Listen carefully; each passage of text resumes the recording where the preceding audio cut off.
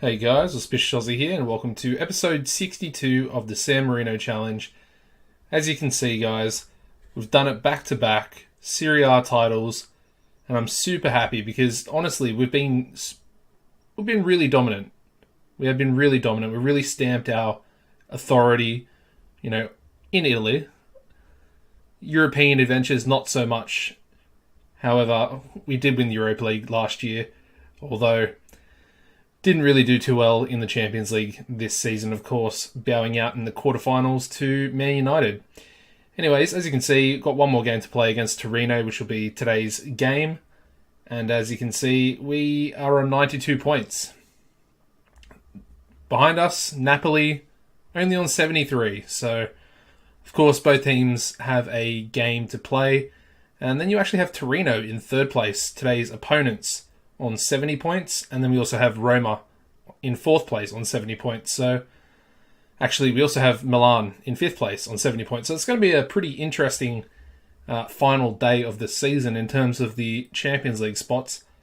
Of course, the three teams, and there's only two spots, so we could really upset Torino and knock them into the Europa League if we do, in fact, win today, and the other two teams obviously draw or win their games.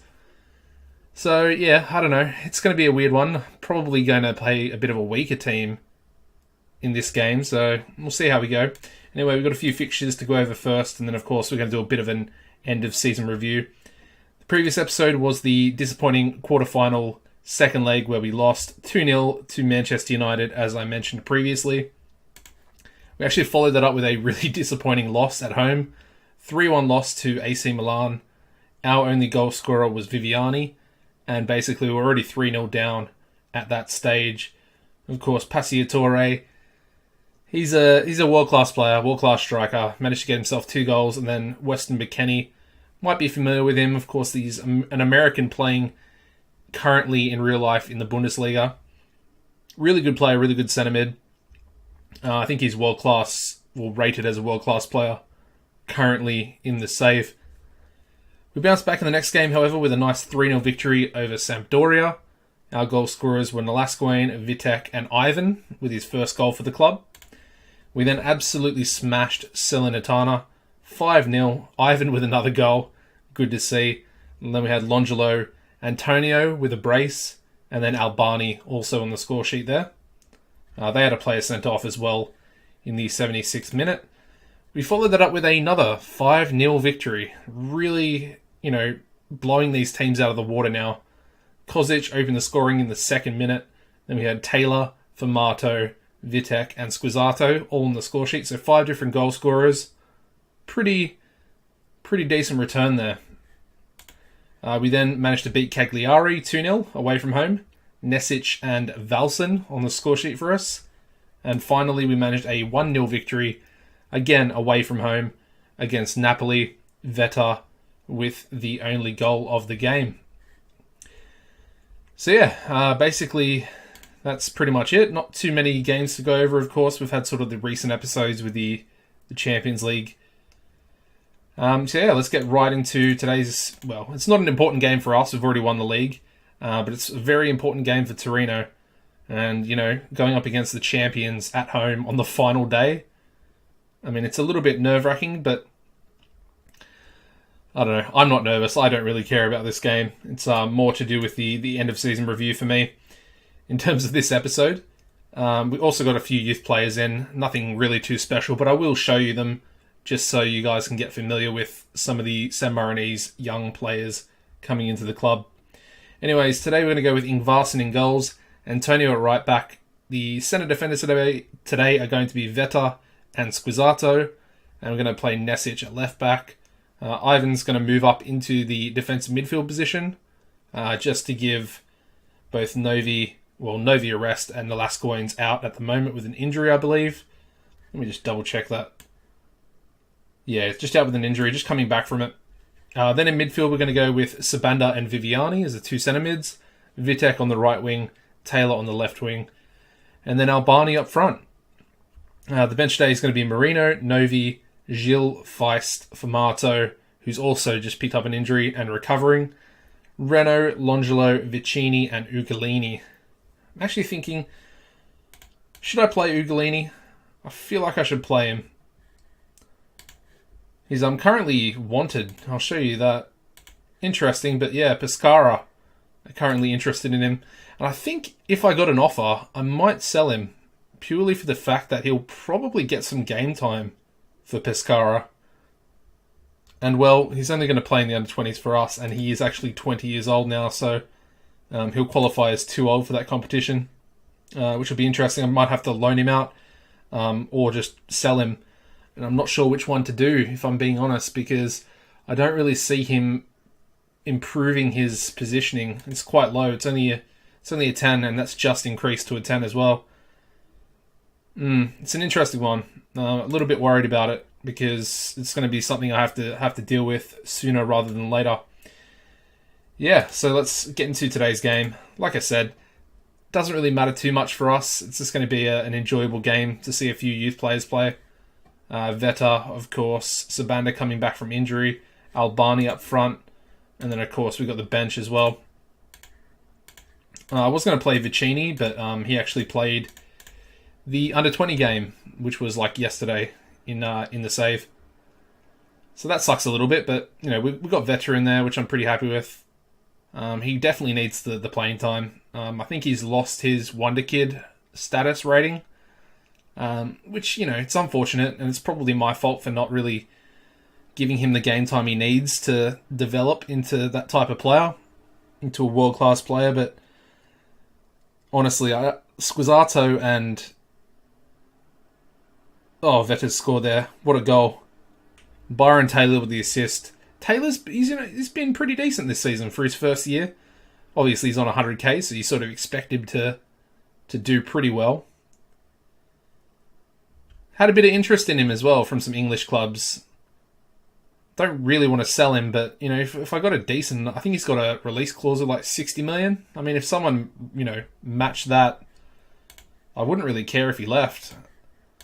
Obviously, we're losing a little bit of money each month, which is kind of daunting, but at the same time, we're spending like 950k on wages per week, which is a lot.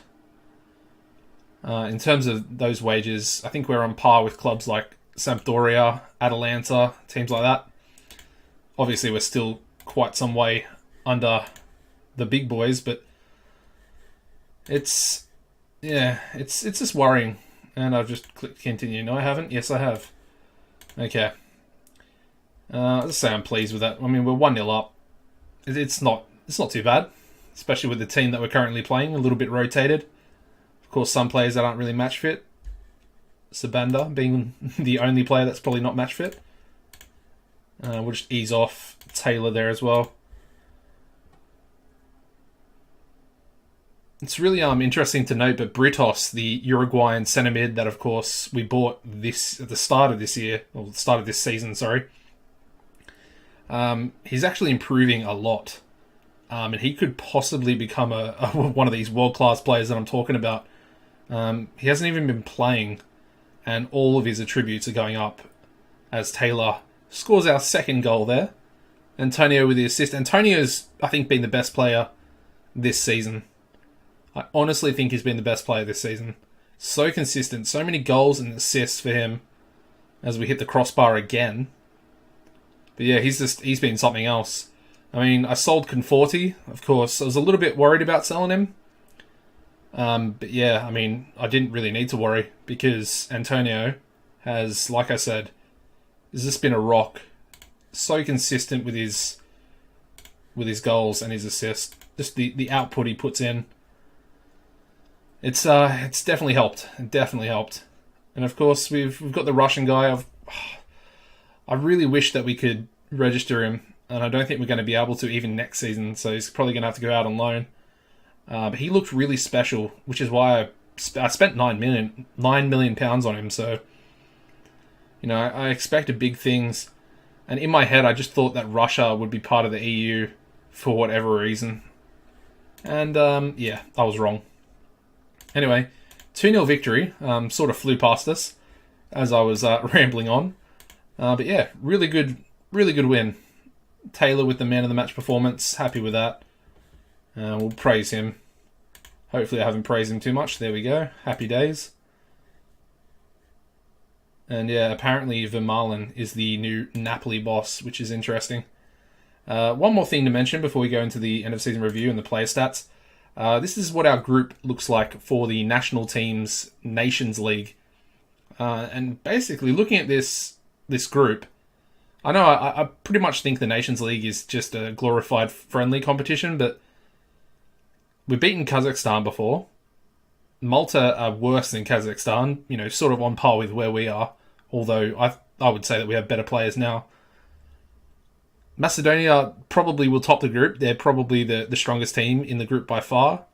But, we could probably go for second. And that's what I'm going to be aiming for, actually. I'm going to take it a bit more seriously than I would usually and try and get that second position just to sort of like push I don't know how to say it, but push the boundaries of what I'm sort of expecting from the national team a little bit. We have got a couple of friendlies leading up to it. Zimbabwe, of course, Sabanda's national team, who he plays for, and then we've also got the Philippines. Basically, I'm just trying to play friendlies against teams that are about 50 ranks higher than us, that I think we can beat, just to try and improve our rating as well. So yeah, I don't actually know, where do I find the rating? Nation. Is it here somewhere? Yeah, there it is. 189th. Now, it's pretty improved. I think we're 196th when I sort of took over. So, we're making a little bit of headway. We were definitely sort of around this area. 195 to maybe 198. And now we've moved down, quite some way. We're just behind Nepal and, Sao Tome and Principe. It's going to be interesting. Again, just got to try and get the wins against teams that are higher rated than us. And that's exactly what we're going to try and do. And hopefully the Nations League will actually aid that. Anyway, let's have a look at the squad. Just do a bit of a review. Best performer this season. I mean, it is actually Antonio. I was actually sort of expecting maybe Taylor or Famato to be above him. But yeah, Antonio, 46 starts. 14 goals for a right back, 11 assists. Crazy output, like I said. He's just been ever present. To be fair, he's played essentially every game, more or less. I think he might have missed one or two games in the whole season. Yeah, 7.62 average rating. I believe that's very, very similar to Famato's rating that he got last season. Just behind him, we got Byron Taylor, of course, new signing, 100k per week. Yeah, I mean, to be fair, he's earned his money. He has. 23 starts, 9 sub-appearances for him, 12 goals, 12 assists, 7.58 average rating for the season. I think it's a pretty good return. And just underneath him is Vitek. Of course, been to the club for, 3? This is his third season? I think it's his either third. Yeah, it has to be third. Let's have a cheeky look. Well, it's his fourth. Wow. For some reason, yeah, I must have signed him when we first came up. But yeah, 21 starts, 9 sub-appearances for him as well. And he's got 14 goals with 9 assists. That's pretty impressive because I sort of, like I said, I think 2 episodes ago, I wrote him off. I was thinking about selling him at the start of the season, sorry. 7.53. He got the same average rating as Famato, who's just underneath him. 34 starts for him, 2 sub-appearances. Only the 5 goals, which is pretty low, considering he was top goal scorer last season. It does have the 13 assists, though. As I mentioned, 7.53, same average rating as Vitek. Just behind them, we've got the other right winger, Renault. 30 starts, 3 sub-appearances for him. 6 goals, 9 assists, 7.32. Kozic, of course, another new signing, along with Taylor, on a free transfer as well. 39 starts for him, 11 goals, 7 assists, and a 7.31 average rating.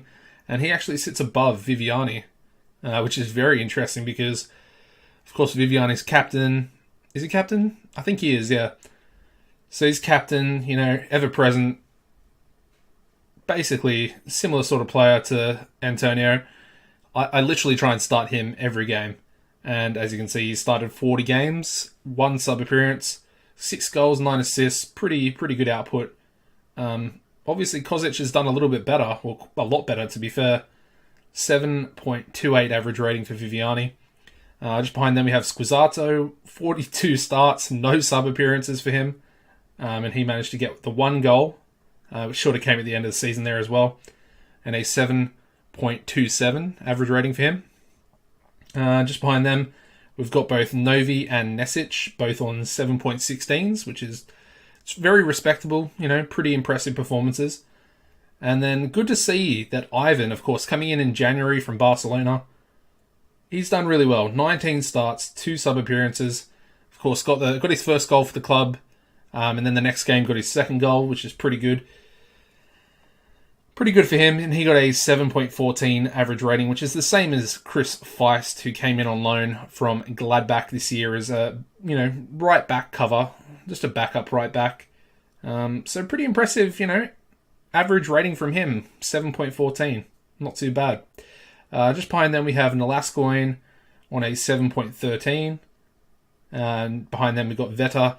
Like I said, tried to play him a little bit more this season. He's got 7 starts, 8 sub appearances, 2 goals, 1 assist for him, and a 7.10 average rating.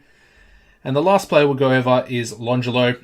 40 starts, 1 sub appearance, only 13 goals, which I think is a little bit low for 40 starts. Actually, I think it's very low. Should probably at least be 16, 17. I'd be a bit happier with that.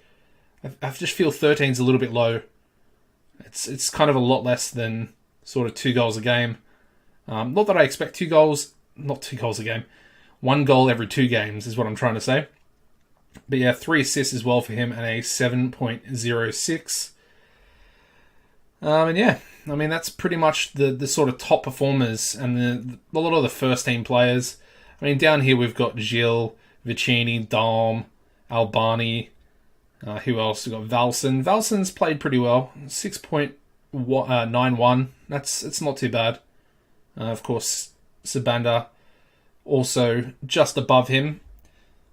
Yeah, it's a weird one. I don't know about Sabanda. I feel like I should sell him while his value's really high. Of course, he picked up a pretty serious injury, which has decreased a lot of his stats. I might try and move him on, I think. While his wages are low, he's got, 2 years left on his contract. Still a pretty decent age. And I mean, we brought him in for peanuts, so we'll be making about 13 mil profit on him probably, which is super good. Sort of at a minimum, you think you would at least get his value. So yeah, happy about that. Anyways, guys, that's pretty much going to wrap this episode up. Thank you very much for watching and sticking with me. Of course, the series it's doing really well, and I'm really happy. It's sort of brought back a lot of my... Not brought back a lot of people. There are a few familiar faces that I see in the comments every now and then. And yeah, it seems like it's bringing in quite a few new subscribers. So I really appreciate all you guys. And appreciate all the likes as well. If you aren't subscribed, you should really do it. And hit the notification bell. And it will keep you up to date with these episodes that come out in the future. And yeah, I mean, apart from that, guys, I'll see you next season. Thank you very much for watching. And goodbye.